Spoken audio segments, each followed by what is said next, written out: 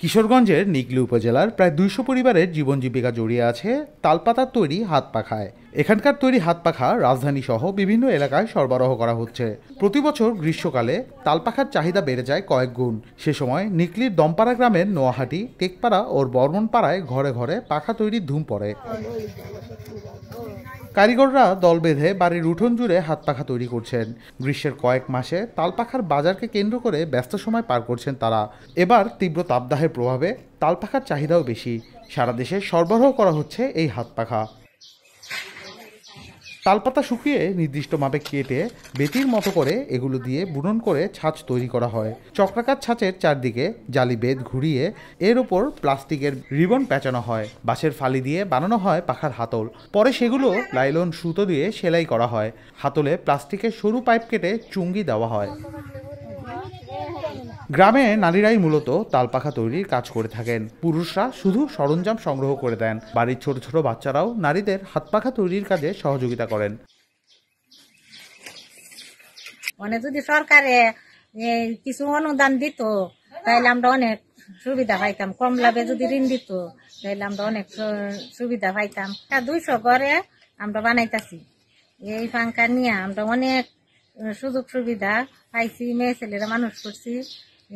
এখানে পাঙ্খার যে পরিমাণে আমরা করছো এই পরিমাণে আমরা পুষে না, সবকিছু দাম হয়ে গেছে না। প্রতিদিন আমরা 5টা 6টা বাইন হরতারি। বাইন হরলে কুড়ি দিনে 20টা 100 6টা বাইন হরি আমরা 500 টাকা দেয়। এইবার আমরা বাইন হরতাছি হাঙ্কা 6টা।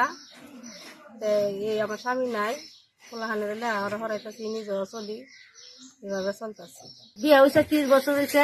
30 বছর বিয়ার পর থেকে পাঙ্খা আমার শাশুড়ি থেকে আমরা শিখছি।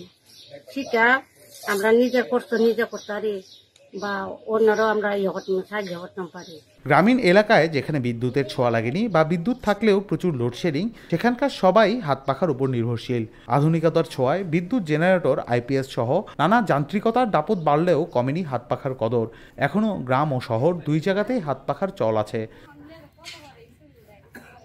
দেশ এগিয়ে যাচ্ছে, সঙ্গে সঙ্গে আমাদের নারীরাও এগিয়ে যাচ্ছে ওদের কর্মের মাধ্যমে। এখন বর্তমানে একেবারে হাওর অঞ্চলের মহিলারাও এখন কর্মের মাধ্যমে ওদেরকে প্রমাণ করছে যে ওরাও কোনো অংশে দেশের উন্নতির কোনো অংশে ওরা পিছিয়ে নেই। নাসিম ওমেন কাউন্সিলের তরফ থেকে ওদেরকে চেষ্টা করছি ট্রেনিংয়ের মাধ্যমে টিকিয়ে রাখার জন্যে, ধরে রাখার জন্যে ওদেরকে।